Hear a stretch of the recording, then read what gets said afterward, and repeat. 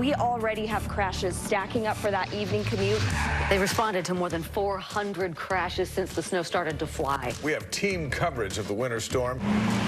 There could be another 2 inches of snow. The areas that our crews had covered, 15 minutes later, you couldn't tell that we'd been through there. I am too close to this vehicle. Bald and worn out tires being blamed for a number of crashes. There's no traction to go and even worse, no traction to stop.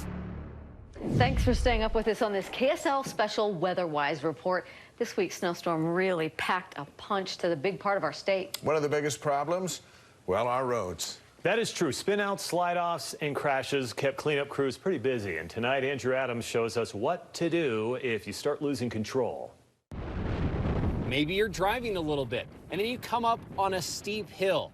It's slick, you don't know what to do, you slam on the brakes, an accident can happen just like that. Snow-packed road, no problem. I'm pretty confident in my driving ability. Sergeant Rich Nielsen shows new troopers how to drive, and every potential wipeout provides a lesson. If you turn the same direction your back end's going, you can gain control of your vehicle. It might start swinging back the other way. You got to hurry and recorrect that. But he also respects the danger and knows even the most gnarly slide can happen on surfaces that don't look nearly this bad. Black ice, it's deceiving. A lot of times you don't know until you're into it. He says many of the same maneuvers he uses on snow apply there too. Avoid slamming on the brakes. If you need to use your brakes, apply the brake pressure slowly. You kind of need that rolling friction to keep traction, where if you lock up your brakes, you lose all control of your vehicle at that point. And speed? Nielsen says even miles per hour can make a difference. Cutting speeds in half, not out of the question. Because if you do have to do any type of vehicle maneuver when it's cold or there's snow out on the road. That was probably close to 200 feet that we just skidded, and I think we got about 40 miles an hour. If you do happen to find yourself sliding, troopers remind you to steer into your slide. That means if the rear of your car is going left, you turn your wheel left. And they remind you also, don't be scared, just know you and your car's limitations. In Draper, Andrew Adams, KSL 5 News. Important to remember, Andrew, thanks. Bad tires are to blame for a handful of crashes this week. News specialist Mike Anderson gives us an up-close look at what to do for our own vehicles and those bald tires. Here's a real good example of a bad tire. You can see how smooth it is on the edges here. And the folks at Jay's Tire Pros here in Bountiful say they see stuff like this all the time, and often the drivers don't know it's this bad until it's too late. These are worn clear down past the tread bar. I mean, they are completely bald, just absolutely zero traction left.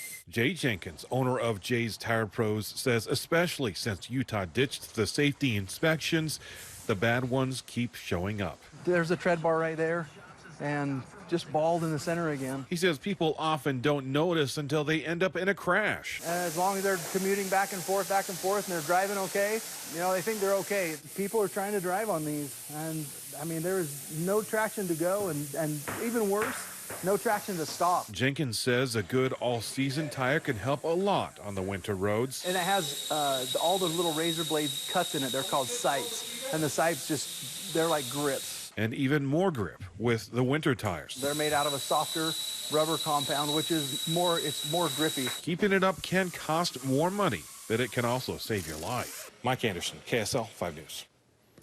Mike, thank you. Coming up next, navigating the insurance nightmare after a crash. 3 things make sure you need to do. First, do not spin your tires. That could just dig you deeper into the snow. Instead, start getting yourself unstuck by turning off the traction control. Now, it seems counterintuitive, but this will allow power to both drive wheels. Next, remove the snow blocking your tailpipe. This keeps carbon monoxide from building up on the inside. And now shovel away snow from around your tires and any snow deeper than your car's ground clearance. If you do not have a shovel, use a bucket, window scraper, or whatever you got on hand. If there's ice around your tires, try breaking it up with a screwdriver. All right, next, get inside and try to get a gentle rocking motion going. Back up slowly, then go forward slowly, and repeat as much as you can without spinning. To get the best grip, stay in a low gear and keep the wheels straight. Now, if you're still spinning, add traction to the ground by sprinkling sand or even kitty litter in front and behind your drive tires. Another way is drop some cardboard or even your floor mats in front of your tires. If none of this works, then it's probably time to look for some help. Simply pushing your car out might be an easy solution. But after all that, if you still get in a crash, 3 things you need to know to make it through the insurance nightmare. With all the crashes this past week came hundreds of calls to insurance companies. Dealing with insurance can be a tedious process. New specialist Mark Stevens found out how to speed things up.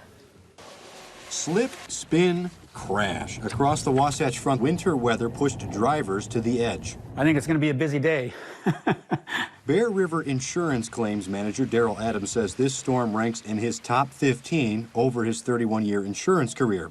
There were a combined 684 crashes handled by Salt Lake City, Unified, and the Utah Highway Patrol. Sometimes we have more people that we add into the claims to help take those calls. So how do you get back on the road in a hurry? You can use an insurance company's app to upload pictures and the claim. If you're waiting for a spot in a body shop, ask if there's another place with fewer wrecked cars. Try to give them suggestions and options of shops that may have more ability to get that car in quicker. And file crash reports. The state requires you to file a crash report for anything over $1,500 in damage. Well, this vehicle was involved in a minor crash yesterday. Here's the damage to the bumper, the tailpipe, the muffler. Doesn't seem like much, right? Well, this is $2,100. Documenting the time and location and parties involved. Adams says his company won't deny a claim if there's no police report filed, but it helps with their investigation. And maybe the best bit of obvious advice, drive defensively and slow down during bad weather. You're aware of those things, you might be able to avoid getting caught up in the mess yourself.